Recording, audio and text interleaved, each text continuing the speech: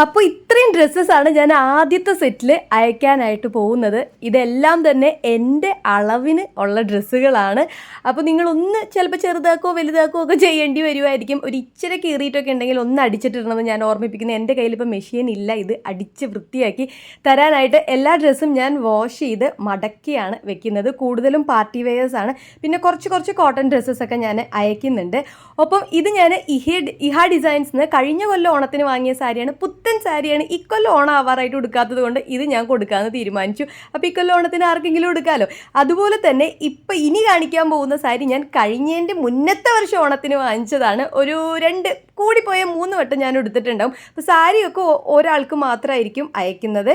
And ഇത് നമ്മൾ dry clean ചെയ്ത കടയിൽ നിന്ന് നേരിട്ട് എടുത്തിട്ട് വന്നതുകൊണ്ടാണ് ആ കവറൊക്കെ. പിന്നെ ഈ ഡ്രസ്സിൻ്റെ ബാക്കിൽ ചെറുതായിട്ടൊന്ന് കീറിയിട്ടുണ്ട്. ഇത് ഞാൻ അത്യാവശ്യം കുറച്ച് ഇവൻറ്റ്സിനൊക്കെ ഉപയോഗിച്ചിരിക്കുന്ന ഒരു ഡ്രസ്സാണ്. ഇനി ഇതിട്ടിട്ട് എനിക്ക് സ്റ്റേജിൽ കയറാൻ പറ്റില്ല. അപ്പോൾ അതുകൊണ്ട് ഇതും ഞാൻ കൊടുക്കണം.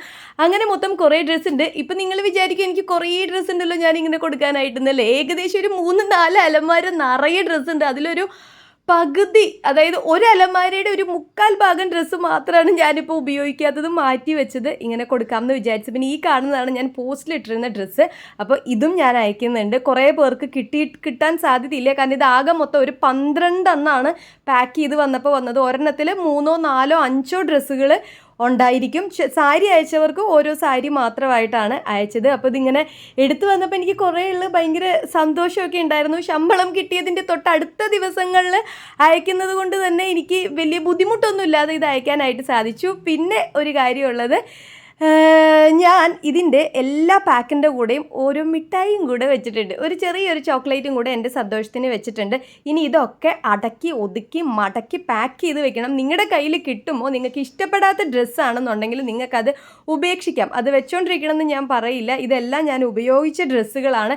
ഇതിൻ്റെ ആരുടെ കയ്യിൽ നിന്ന് ഒരു കൊറിയർ ചാർജോ ഒന്നും ഞാൻ വാങ്ങിക്കുന്നില്ല. ഞാൻ എൻ്റെ സ്വന്തം ചിലവിലാണ് ഈ ഡ്രസ്സസൊക്കെ നിങ്ങൾക്ക് അയച്ചു തരുന്നത്. ഭയങ്കര സന്തോഷത്തോടു കൂടിയാണ്. എല്ലാ മാസവും ഇതുപോലെ കുറേ ചെയ്യാനായിട്ട് സാധിക്കട്ടെ എന്ന് ഞാൻ വിചാരിക്കുന്നു. ഇനി ഈ കാണുന്ന ഡ്രസ്സസ് എല്ലാം കൂടെ ഞാൻ എടുത്ത് പാക്ക് ചെയ്ത് വെക്കണം. ഈ പാക്ക് ചെയ്യുന്നതും എടുക്കുന്നതും ഒന്നും വീഡിയോ എടുത്ത് തരാനൊന്നും ആരുമില്ല. ഈ വീഡിയോസൊക്കെ ഞാൻ ഒറ്റയ്ക്ക് എടുത്തതാണ്. പാക്കിംഗ് പരിപാടി കഴിഞ്ഞപ്പോൾ എനിക്കൊരു കാര്യം മനസ്സിലായി. എനിക്ക് നല്ല ക്ഷമയുണ്ട്. സ്വന്തമായിട്ടൊരു ബിസിനസ് തുടങ്ങിയ പോലെ ഇത്രയും ക്ഷമയോട് കൂടി ഇരുന്നിട്ട് ഈ പരിപാടിയൊക്കെ ചെയ്യുമെന്ന് ഞാൻ വിചാരിക്കുന്നില്ല. അങ്ങനെ ഇതെനിക്ക് അവസാനം വന്ന ഒരു മെസ്സേജ് ആയിരുന്നു. അപ്പോൾ അവർക്ക് കുറച്ചേ കൊടുക്കാൻ പറ്റുള്ളൂ എന്നുള്ള സങ്കടത്തിൽ ഞാൻ 2 മിഠായി പാക്ക് ചെയ്ത് വെച്ചിട്ടുണ്ട്. ഇനി ഇത് DTDC കൊറിയർ വഴി ഞാൻ അയക്കുകയാണ്. കുറേ പേർക്ക് കിട്ടാൻ സാധ്യതയില്ല. എനിക്ക് വന്ന 100ഓളം മെസ്സേജസിന് 12 പേർക്ക് മാത്രമാണ് ഇപ്പോൾ ഈ പാക്ക് അയക്കുന്നത്. അപ്പോൾ അടുത്ത പ്രാവശ്യം വീണ്ടും അയക്കാനായിട്ട് ശ്രമിക്കാം. കിട്ടിക്കഴിയുമ്പോൾ കിട്ടിയവർ എനിക്ക് ഇൻബോക്സിൽ ജസ്റ്റ് കിട്ടി എന്ന് പറഞ്ഞൊരു മെസ്സേജ് അയച്ചാൽ എനിക്കത് വളരെ സന്തോഷമായിരിക്കും. എന്നാൽ ഇനി ഞാൻ ജോലിക്ക് പോട്ടെ. Okay, bye. അപ്പോൾ വീണ്ടും കാണാം.